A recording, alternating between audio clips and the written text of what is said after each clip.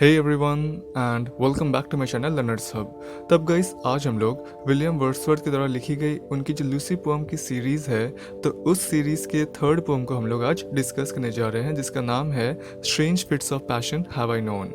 तो अब देखिए, इस वीडियो को डायरेक्टली शुरू करने से पहले मैं आप लोगों को इस टॉपिक से रिलेटेड कुछ इंपॉर्टेंट फैक्ट्स या बातें बता देना चाहता हूँ, ताकि आगे चलकर आप लोगों को बिल्कुल भी कंफ्यूजन ना हो और ये टॉपिक आप लोगों को अच्छे से समझ में आ जाए। Starting with the first important fact, अगर हम लोग बात करें इस पोम के कॉम्पोजिशन की, तो इस पोम को ईयर 1798 से लेकर ईयर 1799 के बीच लिखा गया in Goslar Germany, and then फिर ईयर 1800 में जाकर इसे लिरिकल बैलेट्स नाम के एक पोइटिक कलेक्शन के सेकेंड एडिशन में इसे पब्लिश किया गया था, coauthored with Samuel Taylor Coleridge. That means it was a kind of collaborative work और joint effort that they both had made together. So in simple terms, Germany के एक trip के दौरान वर्ड्सवर्थ एंड कोलरिज इन दोनों ने एक साथ इस चीज के ऊपर काम करना शुरू किया था, but after a while they split up. वो थोड़े समय के बाद अलग हो गए थे। That is the reason it is a collaborative work और जॉइंट पब्लिकेशन। देन अगर हम बात करें इस पोम के सेकंड इंपॉर्टेंट फैक्ट की, तो ये पोम एक्चुअली एक बैलेड है। बैलेड इसलिए because it's simple in structure, then it has a song like rhythm in it, and plus it follows the traditional theme of love and death. So ये poem एक ballad है, जहाँ पर इस pome के जो स्पीकर हैं वो हमसे ये प्रॉमिस करते हैं कि वो अपने एक स्ट्रेंज थॉट को हमसे शेयर करेंगे, हम सबके सामने रिवील करेंगे, जो कि उनके दिमाग में ये तब आया था जब वो एक चांदनी रात को अपने घोड़े पर सवार होकर वो अपने बिलवड से मिलने के लिए गए हुए थे। तो देखिए, होता बेसिकली ये है कि जब स्पीकर अपने घोड़े पर सवार होकर वो एक चांदनी रात के दौरान वो अपनी बिलवड लूसी से मिलने के लिए उसके कॉटेज की तरफ आगे बढ़ रहे होते हैं, तो तभी फिर उनका ध्यान जो है वो चांद की तरफ जा पड़ता है, एंड वो फिर इस चीज़ को नोटिस करते हैं कि जैसे जैसे वो लूसी के कॉटेज की तरफ आगे बढ़ रहे थे, तो वैसे वैसे चांद जो है वो नीचे की तरफ सिंक कर रहा था, एज इफ कि जैसे वो नीचे की तरफ ढल रहा है या डूब रहा है। बट जब फिर फाइनली वो लूसी के कॉटेज के पास पहुंचते हैं, तो तभी फिर सडनली चांद कंप्लीटली लूसी के कॉटेज के पीछे ढक जाता है, जिसे देखकर फिर सडनली क्या होता है, बूम,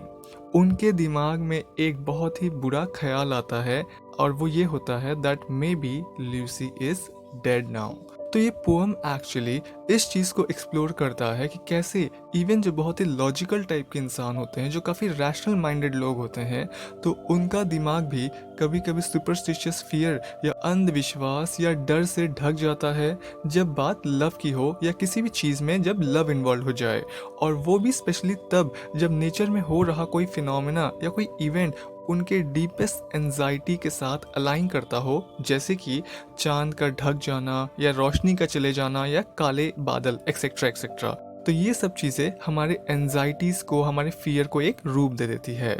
एंड रही बात इस पोम के थीम और इसके स्ट्रक्चर की, तो ये पोम वैरायटी ऑफ थीम से like love and passion, mortality and death, nature and emotions, and lastly human anxieties and love जैसे वैरायटी ऑफ थीम से ये डील करता है। एंड ये कंप्लीट पोम जो कि एक लिरिकल बैलेड है, तो इसे टोटल 28 लाइन्स में लिखा गया है, जो कि फर्दर 4 लाइनों के 7 स्टांजास में डिवाइडेड है। तो चलिए, ये तो हमने डिस्कस कर लिया इस टॉपिक से रिलेटेड काफ़ी डिटेल इन्फॉर्मेशन। तो अब बिना टाइम वेस्ट किए आज का जो हमारा पोम है strange fits of passion have I known, इसे हम लोग शुरू करते हैं। तो इसके फर्स्ट स्टांजा की शुरुआत कुछ इस तरह से होती है कि Strange fits of passion have I known, and I will dare to tell, but in the lover's ear alone, what once to me befell. तो इन लाइंस में स्ट्रेंज फिट्स ऑफ पैशन से इनका मतलब है a sudden burst of weird thoughts and uncontrollable feelings and emotions, possibly mixed with anxiety and fear। यानी अचानक से दिमाग में weird या अजीब तरह के ख्याल आना, uncontrollable manner में strange टाइप के feelings and emotions का आना, वो भी anxiety and fear के साथ mix होकर। तो जब बात लव, पैशन या ऑब्सेशन की हो, तो अक्सर हमारे डीपेस्ट एंजाइटी एंड फियर के साथ सभी चीज़ें ऐसे मिक्स होकर वो पॉपअप होती हैं। फिर आई हैव नोन का मतलब है आई हैव एक्सपीरियंस्ड, यानी पोएट ने जो weird kind of thoughts and emotions को एक्सपीरियंस किया था पास्ट में या पहले, तो वो उसको बयां कर रहे हैं। Then I will dare to tell का मतलब है that poet is bold enough और करेजियस एनफ टू टेल और share his thoughts and experience. But poet इसे सिर्फ उन लवर्स के कानों में ही कहना चाहेंगे या उन लवर्स से ही शेयर करेंगे जो कि उनके बातों को समझे, उनसे रिलेट कर पाए। यानी पोएट के अंदर इतनी हिम्मत नहीं है कि वो इसे सबसे जाकर शेयर करते फिरे, या फिर पोएट इसे सिर्फ अपनी बिलवेड ल्यूसी के साथ शेयर करेंगे। तो यहाँ पर दो तरह के पॉसिबिलिटीज या इंटरप्रिटेशंस बाहर निकल कर आते हैं इस लाइन के। एंड लास्टली बिफेल का मतलब है जो उनके साथ कभी हुआ था पोएट के साथ। तो गाइस इसके फर्स्ट स्टैंजा को हम दो तरीके से इंटरप्रेट कर सकते हैं। इसके पहले इंटरप्रिटेशन के अकॉर्डिंग पोएट यहाँ पर ये कहते हैं दैट एक समय था जब उन्होंने एक काफ़ी स्ट्रेंज टाइप के इमोशंस को, वियर्ड थॉट्स को एक्सपीरियंस किया था, जिससे कि वो स्ट्रेंज फिट्स ऑफ पैशन कहते हैं। बट पोएट के अंदर इतनी हिम्मत नहीं है कि वो इस चीज़ को सब लोगों से शेयर करें या इसके बारे में सब लोगों से बात करें। वो सिर्फ उन लवर्स से इस चीज़ के बारे में कहना चाहेंगे या उनसे शेयर करना चाहेंगे जो ऑलरेडी लव के स्टेट में पहले रह चुके हैं या उस प्रेम में पड़ चुके हैं, उससे गुजर चुके हैं। तो वो उनकी बातों को और उनके इमोशंस को और बेहतर समझ पाएंगे जो वो कहना चाहते हैं और जिस तरह के पैशन से वो कभी अफेक्टेड थे, तो लवर्स उन्हें बेहतर समझ पाएंगे। तो ये तो हो गया इसका पहला इंटरप्रिटेशन इस फर्स्ट स्टैंजा का। और इसके दूसरे इंटरप्रिटेशन के अकॉर्डिंग पोएट अपने उन वियर्ड थॉट्स को और उनके अंदर के उस इमोशनल आउटबर्स्ट को जो कि उन्होंने कभी एक्सपीरियंस किया था, तो वो उसे सिर्फ उनकी लवर यानी उनकी बिलवेड ल्यूसी के साथ शेयर करेंगे, जिस तरह के स्ट्रेंज फिट्स ऑफ पैशन से या स्ट्रेंज थॉट्स एंड इमोशन से वो कभी अफेक्टेड थे, तो वो सिर्फ उनको इस बारे में बताएंगे। तो अगर हम इन दोनों ही इंटरप्रिटेशंस को अच्छे से एनालाइज करें तो इसका जो फर्स्ट इंटरप्रिटेशन हमने डिस्कस किया वो ज़्यादा फिट बैठता है आगे के स्टैंजास के साथ। फिर इसके अगले दो स्टैंजास में पोएट ये लिखते हैं, When she I loved looked every day fresh as a rose in June, I to her cottage bent my way beneath an evening noon. Upon the moon I fixed my eye, all over the widely, with quickening pace my horse drew neigh, those paths so dear to me.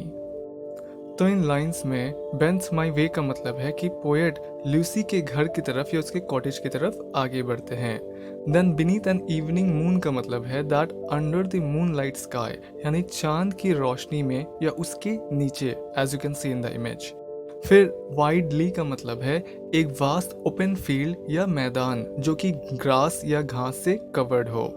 Then quickening pace का मतलब है speed को या रफ्तार को बढ़ाना, यानी जैसे जैसे पोएट ल्यूसी के कॉटेज के करीब पहुंच रहे थे तो वैसे वैसे उनके घोड़े की रफ्तार बढ़ती जा रही थी। और लास्टली ड्रू ने का मतलब है गेटिंग क्लोजर टू ल्यूसीज कॉटेज, यानी जैसे जैसे वो ल्यूसी के कॉटेज के करीब पहुंच रहे थे। तो गाइस इसके सेकंड और थर्ड स्टांजा में पोएट पहले तो वो काफ़ी फ्रैंकली ये एडमिट करते हैं कि वो ल्यूसी से बहुत ही डीपली लव करते हैं। और पोएट जिस टाइम के बारे में ये बात बता रहे हैं तो उस समय ल्यूसी बहुत ही खूबसूरत हुआ करती थी। वो ऑलमोस्ट एवरी डे एकदम फ्रेश और ब्यूटीफुल दिखाई पड़ती थी, just like a fresh rose of early summer season, यानी गर्मियों के मौसम में या जून महीने में जो गुलाब खिलता है, तो पोएट ल्यूसी के ब्यूटी को उसे जून महीने के या जून मंथ के रोज से, उसके फ्रेशनेस से, उसके वाइब्रेंस और लाइवलीनेस से कंपेयर करते हैं।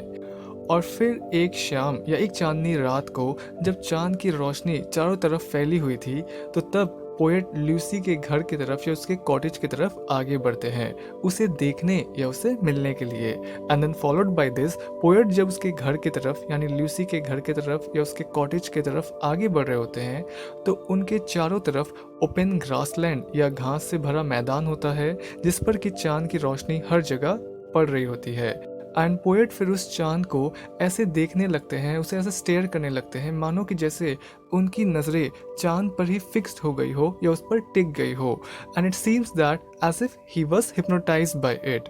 बट फिर जैसे जैसे पोएट ल्यूसी के घर के करीब पहुंच रहे होते हैं तो वैसे वैसे उनके घोड़े की रफ्तार या उसकी स्पीड भी बढ़ जाती है। एंड जिस पाथवे से या रास्ते से होकर पोएट गुजर रहे होते हैं तो वो उन्हें बहुत प्रिय होता है या पसंद होता है, फेवरेट होता है। He means to say that those pathways were very dear to him because वो रास्ते उनकी beloved ल्यूसी के घर की तरफ जाते हैं जिससे कि वो बेहद प्यार करते थे। फिर इसके अगले दो स्टैंजाज में पोएट ये लिखते हैं, And now we reach the orchard plot, and as we climbed the hill, the sinking moon to Lucy's cot came nearer and nearer still. In one of those sweetest dreams I slept, kind nature's gentlest boon, and all the while my eye I kept on the descending moon. तो इन lines में orchard plot का मतलब है फलों का बागीचा या fruit garden, as you can see in the image. Then sinking moon से इनका मतलब है ढलता हुआ चांद, यानी जैसे जैसे पोएट ल्यूसी के कॉटेज के करीब पहुंच रहे थे क्लाइंब करते हुए, तो वैसे वैसे चांद को देखने पर ऐसा लग रहा था जैसे कि वो नीचे की ओर ढलता जा रहा है। देन ल्यूसीज कॉट से इनका मतलब है ल्यूसीज कॉटेज, यानी ल्यूसी का घर। फिर स्वीट ड्रीम से इनका मतलब है a very pleasant dream like state, यानी पोएट लव के थॉट्स में एकदम डूब से गए थे, इसीलिए उन्हें बहुत अच्छा लग रहा था, ठीक किसी सपने की तरह। फिर जेंटलेस्ट बून से इनका मतलब है बहुत ही स्वीट और सूदिंग सा गिफ्ट या ब्लेसिंग, यानी कि वो जो स्वीट सा प्लेजेंट सा ड्रीम लाइक स्टेट था पोएट का, तो पोएट उस प्लेजेंट ड्रीमी स्टेट को वो उसे नेचर का सबसे जेंटल या सूदिंग गिफ्ट्स में से एक कहते हैं। और डिसेंडिंग मून से भी इनका मतलब है सिंकिंग मून, यानी नीचे की ओर ढलता हुआ चांद।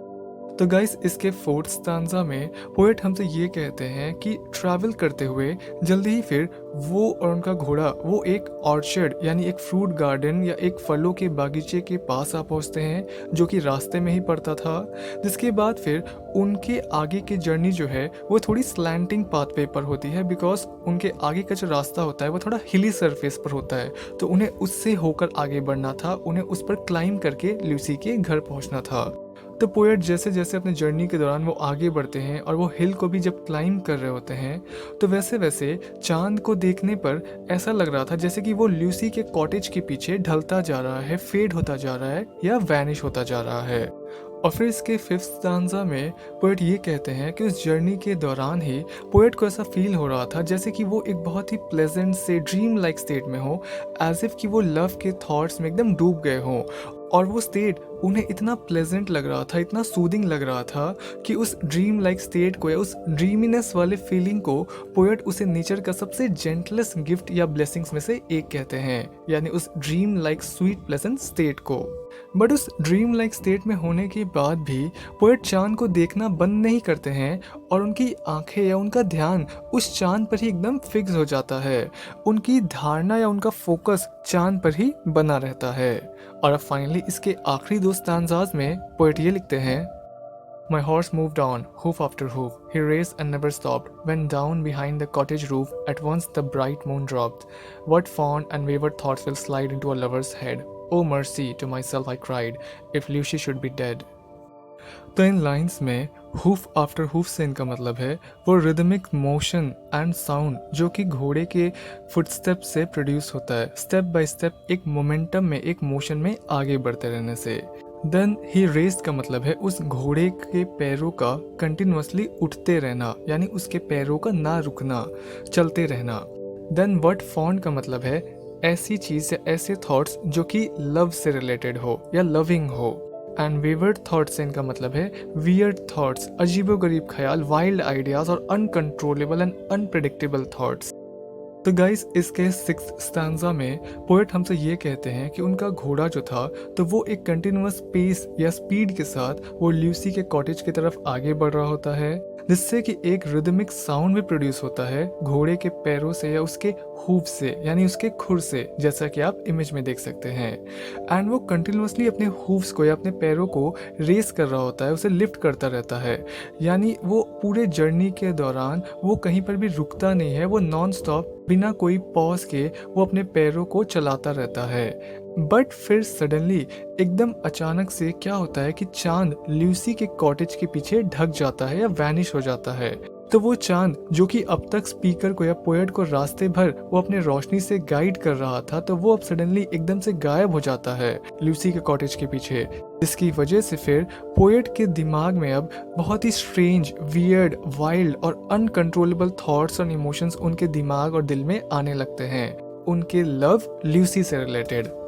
तो चांद के सडनली गायब हो जाने से पोएट के अंदर जो उनके सबसे डीपेस्ट एंजाइटी और फियर है, तो वो सुपरस्टिशंस के साथ मिक्स होकर एक वाइल्ड और अनकंट्रोलेबल फॉर्म में उनके दिमाग में थॉट्स आने लगते हैं। वो भी उनकी लव लूसी से रिलेटेड, जिससे कि वो बेहद प्यार करते थे और वो उसको लेकर बहुत ही ज़्यादा पैशनेट, प्रोटेक्टिव और ऑब्सेस भी थे।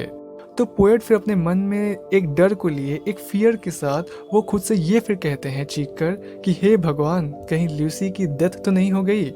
तो पोएट चांद के ऐसे सडनली गायब हो जाने को और रोशनी के चले जाने को वो उसे एक बुरे संकेत की तरह देखते हैं और उनके दिमाग में ये थॉट आता है कि कहीं लूसी की डेथ तो नहीं हो गई। तो इसी चीज़ को वो स्ट्रेंज फिट ऑफ पैशन कहते हैं, यानी वियर्ड थॉट और स्ट्रॉन्ग इमोशनल आउटबर्स्ट, जो कि पोएट ने कभी एक्सपीरियंस किया था और जिसे कि पोएट हमसे शेयर करना चाहते थे। और इसी पॉइंट पर आकर ये पोम यहाँ पर ख़त्म हो जाता है। तो इस तरह से पोम ख़त्म होता है एंड आई होप कि आपको ये वीडियो पसंद आया होगा। वीडियो पसंद आया तो प्लीज़ आप लोग कमेंट करके ज़रूर बताएं, लाइक करें, शेयर करें इसे अपने दोस्तों के साथ and thank you for watching.